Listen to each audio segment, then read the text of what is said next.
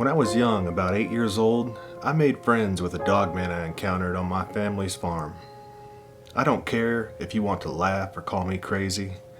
I love telling this story because I love that creature. And telling this story always brings me joy. This is a story of a little boy and his once-in-a-lifetime friend.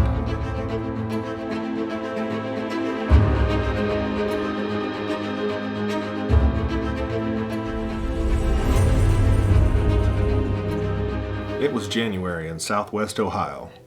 I was 8 years old and just woke up to the roosters crowing. I looked out my window and it had snowed a lot last night. I made my way downstairs where Mama had breakfast ready and I sat down with Pops to eat. Pops looked over and said, "Thermometer shows 3 degrees, and with that wind it's well in the negatives. Make sure you dress for it when you go out to do your chores."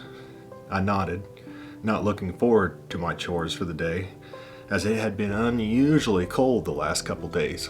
I finished eating, got my boots and coat, coveralls, hat, gloves, and all that on and headed outside. I had 3 things to do this morning: collect the chicken eggs, break the ice on the water tub for the cows, and clean out the 2 horse stalls in the barn. Now, little did I know, this day of chores was going to change my life forever. I broke the ice for the cows as fast as I could, then ran to the barn since it was out of the wind. After scooping the stalls, I needed a little more straw. The straw was up in the loft and I had to climb the ladder to get up there. Once I got to the top, I looked around for a second and smelled what I thought was wet dog. There isn't supposed to be any animals up here. Maybe the horse stall smell is just accumulating up here. I climbed on up and started shuffling around.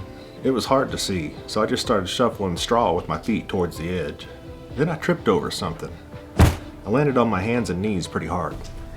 Before I could collect myself, I heard a bunch of straw fall into the floor. As I turned, I was met with powerful, yet beautiful yellow eyes. I was terrified at first. Then after just a moment, it slowly backed away and I could hear it lay down again. I slowly picked myself up.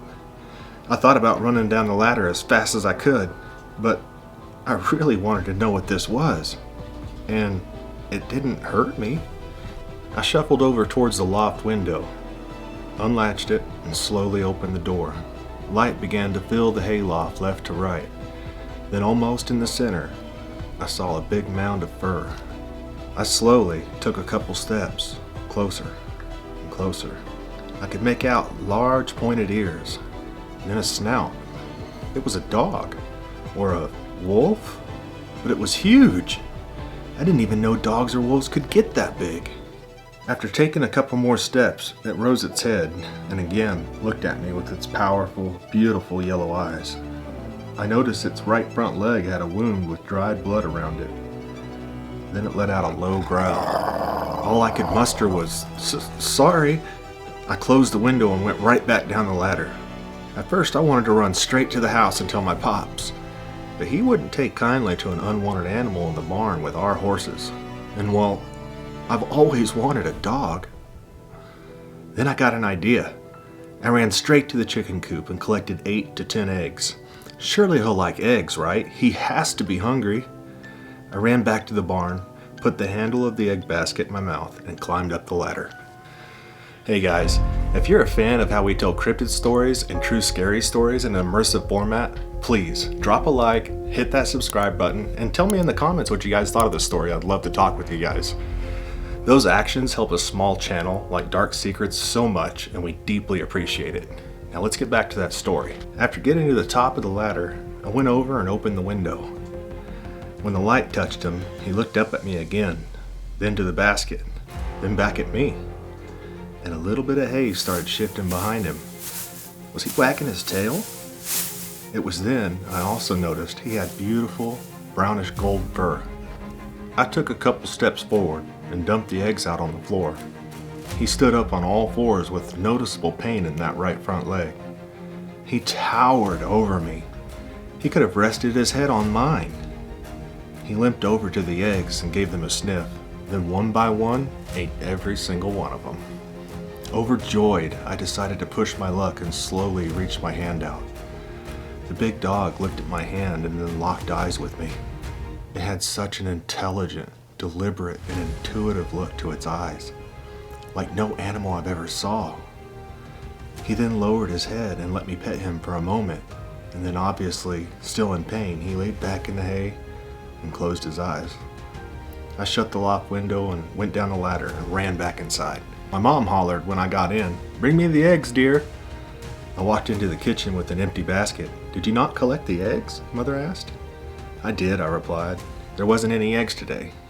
I heard Pops grumble under his breath. "It's been so damn cold the chickens won't even lay eggs." I then ran up to my room. I needed to process all of this. Sitting on my bed, all I could think about was my new friend. And what if my Pops found him? What would he do? What would my dog do if he felt threatened? And the wound. How did he get that wound? Will it be okay? After a long while of just reminiscing about what just happened, I decided I needed to take care of it. It was hurt and very cold, so I needed to feed it and keep him a secret from Pops. For the next several weeks, my parents had no idea what to make of me. They had no idea why I was so excited and eager to do my chores every morning. I would sneak parts of my breakfast and a few eggs from the hen house to him every morning, and some of my supper at night too if I could manage it with a good excuse. His wound healed up nicely, and with its healing, he started being somewhat playful towards me. Now, every time I came up the ladder, he was waiting at the top, ready to play or rub his head against me. And even though he was so freakishly huge, I'll never forget how gentle he was with me. One day I was in the loft, and Pops came into the barn and yelled for me. Chip, which is the name I had now given my new friend, stood up attentively. I said under my breath, "No." Chip looked at me and I just nodded my head and pointed towards the hay. And then Chip just turned and went and bedded down in the hay. Could he understand me? How smart is he? I yelled out, "I'm up here, Pops, getting some hay." He replied, "Your mother needs your help for a bit." "All right." I'm headed back inside. I remember as it began to warm up, it was hit and miss when I would see Chip in the hayloft, which saddened me because it started feeling like once it was warmer, he'd be gone for good. In April, I went 2 weeks straight without seeing him. Then, on a sunny afternoon, I seen something in the wood line. It was Chip. I ran across the field yelling, "Chip, that you?" I got to the tree line and went inside. "Chip, you there, boy?" Then from behind a tree emerged a huge dog. But this wasn't Chip. This one was almost pure black. The eyes were more of a red color than Chip's yellow eyes, and it started walking towards me, what seemed like menacingly. Then from the right emerged a creature that was probably 8 or 9 feet tall. It looked like a wolf, but it was standing on its back 2 legs. It jumped between me and the black wolf and snarled a hideous, deep growl. The black wolf stopped almost immediately and cocked its head with curiosity. The one standing on 2 legs in front of me turned and looked at me, and I saw those powerful, beautiful yellow eyes. "Chip?" I responded. He went down to all 4s and started wagging his tail. It was Chip. Then the other one he protected me from slowly approached. It gave me a light sniff and just cocked its head towards Chip. Chip rubbed his head against mine as the black dog, or now I'm thinking werewolf, watched. Once done, the black one rubbed its head on mine as well, and the 2 just walked off together. I noticed as they were walking away that the black one was a girl. It was his girlfriend. That's why I haven't seen him. Does this mean I'm gonna get puppies? My excitement left me pretty quickly though as I remembered the whole incident.